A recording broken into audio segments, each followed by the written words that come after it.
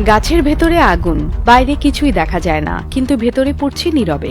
এই ঘটনাটা একেবারে বাস্তব। একটা গাছ বাইরে থেকে দেখতে একদম স্বাভাবিক, কিন্তু ভেতরটা জ্বলছে আগুনে। আগুনের কোনো ধোঁয়া নেই, বাইরে কোনো শিখা দেখা যায় না, অথচ ভেতরে কাঠ কয়লার মতো পুড়ছে। যারা প্রথম দেখে তারা তো অবাক হয়, ভয়ও পায়, ভাবেন বুঝি ভূতের কাণ্ড। কিন্তু না, এটা প্রকৃতির এক ভয়ঙ্কর বৈজ্ঞানিক খেলা, যেটা হয় বজ্রপাতের ফলে।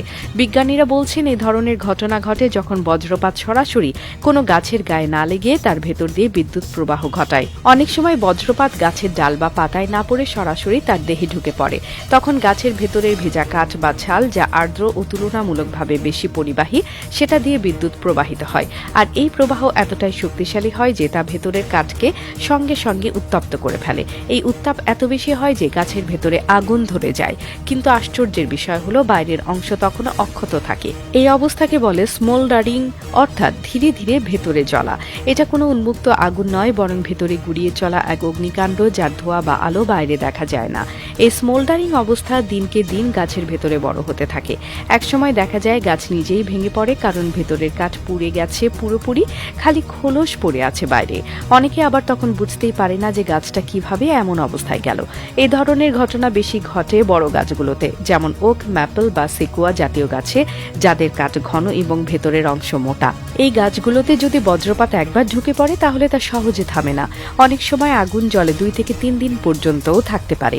এই গোপন আগুন অনেক সময় ভয়াবহ দাবানলের কারণ হয়ে দাঁড়ায়, বিশেষ করে বনাঞ্চলে যদি একটাও এমন গাছ থাকে যার ভেতরে আগুন জ্বলছে, তা সহজে আশেপাশে শুকনো পাতা বা গাছে ছড়িয়ে পড়তে পারে।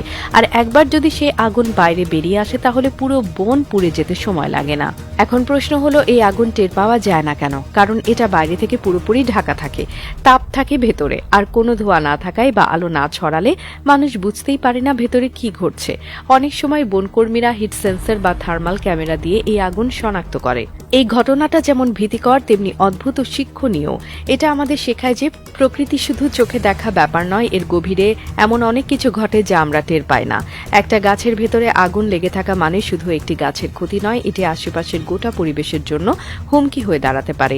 এই ধরনের স্মোল্ডারিং ফায়ার নির্ণয় ও প্রতিরোধের জন্য অনেক দেশে গবেষণা হচ্ছে। থার্মাল সেন্সর, ইনফ্রারেড ড্রোন, এমনকি মাটির নিচে সিগন্যাল ধরার যন্ত্র ব্যবহার করা হচ্ছে।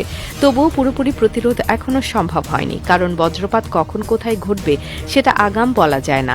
এই ঘটনাকে আমরা কখনোই অলৌকিকভাবে এড়িয়ে যাব না। এটা বিশুদ্ধ বিজ্ঞান, যেখানে গাছের কাঠ নিজেই বিদ্যুৎ প্রবাহে উত্তপ্ত হয়ে আগুনে পরিণত হয়। এই জন্য আমরা যখন বড় কোনো ঝড়ের পর বন এলাকায় যাই, তখন বিশেষ সতর্ক থাকতে হবে। বাইরে থেকে গাছ ঠিকঠাক দেখালেও তার ভেতরে ভয়ঙ্কর কিছু চলতে পারে।